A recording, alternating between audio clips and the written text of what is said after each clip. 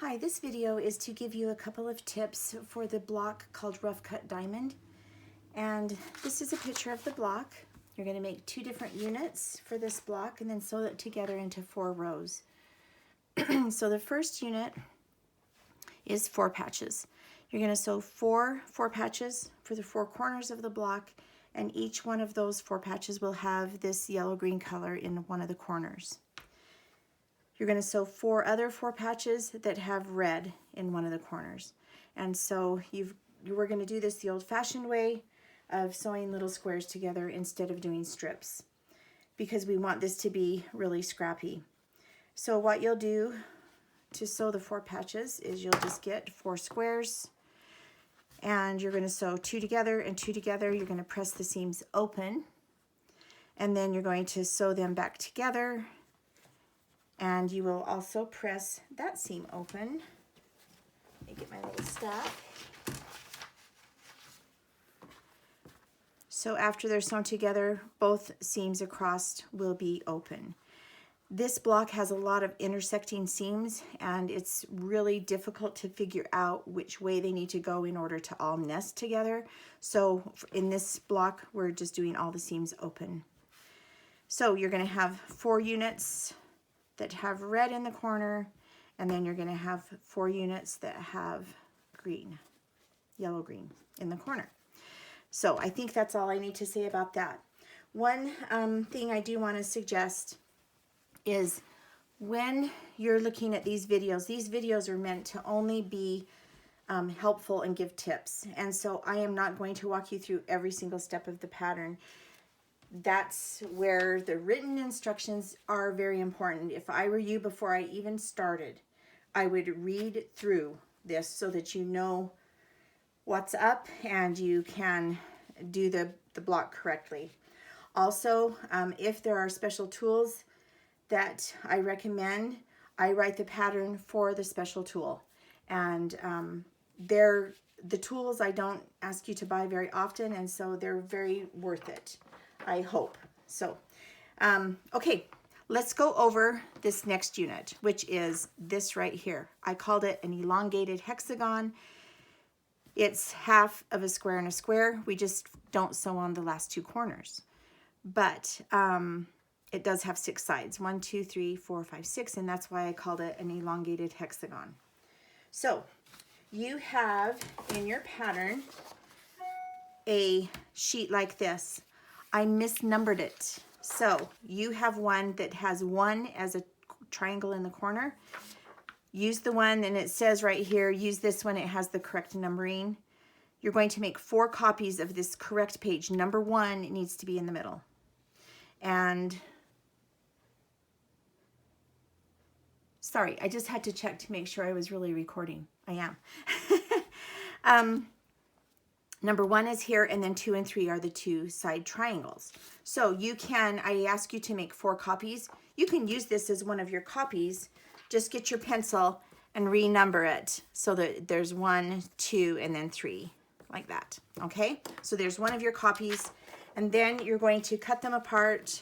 I like to cut them apart because it gives me a better reference of where my folding and my seam allowance and all that kind of stuff is going to go. Now, if you are a new foundation paper piecer, I'm going to use this one. This is the best block to ever start on because it has 3 pieces and it's very simple. So I like to mark my fold of where my seam allowance is going to be trimmed. I like this little see-through ruler. And it's a metric one, actually, because I like this little shaded area. You can do this with 1/4 of an inch and fold it over. I just like this shaded area because by the time it folds and then I trim, it kind of grows a little bit, so I end up with a nice 1/4 inch seam allowance. So I hope you can see what I've done here. I've got piece number 1 with 1/4 of an inch added here and 1/4 of an inch added here. Okay, so my folds go into the bigger numbers. 1 will never have a fold in it. Okay, then I like to glue my piece down. So what you're going to do is you're going to get your blues, your teals, and you're going to glue that on, and then take that to your ironing board and just give it a quick little hit with the iron, and that will make the glue stick better. And you could see that I put on a strip of glue clear across that whole end because I like it to be really stuck on there. Some people prefer to pin it, and that's fine too, but I like to glue because it comes off and it's just it's easy, and then there's no pins. Okay, next I'm ready to sew on piece number 2 and piece number 3. So I'm going to take this, and gotta find my scissors. I'm gonna fold that back because I've got my seam allowance all marked, and I'm going to cut sort of near that diagonal line that is my seam allowance.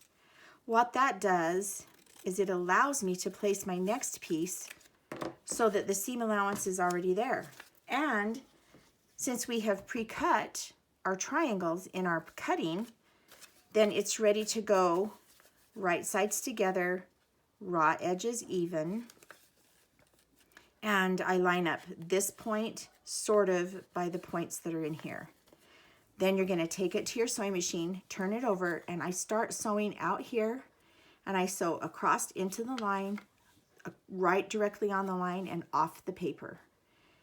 And that allows you to have nice strengthening edges, because we're going to trim this and we'll cut off those stitches. And so if you sew clear across and off the paper, then that will strengthen that a little bit. Also, turn your sewing machine down to a little stitch, like 1.5 to 2 in length, and do lots of stitches per inch, because then when you go to take the paper off, it really perforates and comes off easily.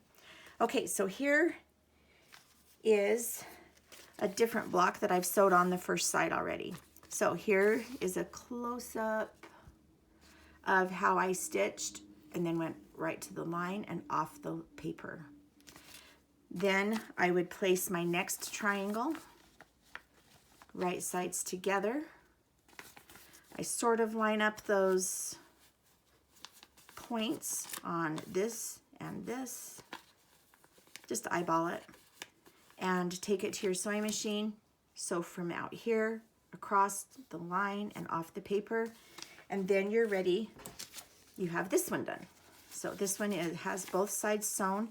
Then I'm going to take it to my iron and I will press both of those out, and your block is done and ready to square up. Okay, so when I go to trim and square up, I use I like a creative grid ruler because the new ones have all this shaded area right here, and it makes it awesome for trimming. So the trim line is going to be pretty near this printed line. This 1/4 inch is a little titch bigger, and so then I'm going to trim it according to the ruler instead of the line.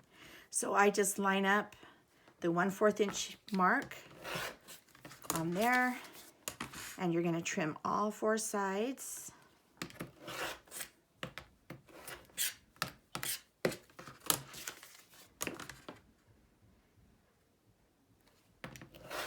All right, then we're ready to take off the paper. So you're going to fold it. It'll just tear so nice across here. Take off the 2 outside pieces.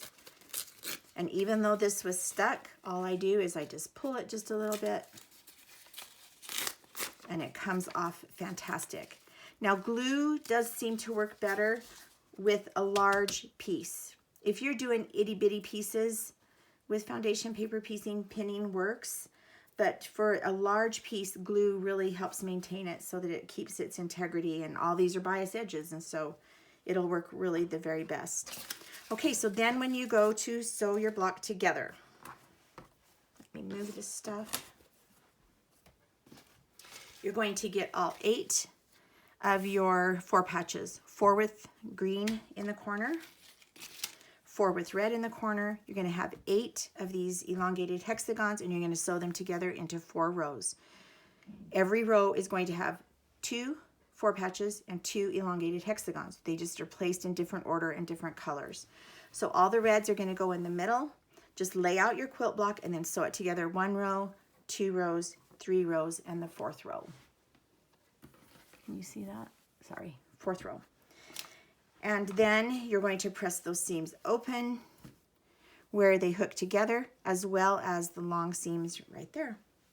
And there's some tips for the, what's this block called? Rough cut diamond.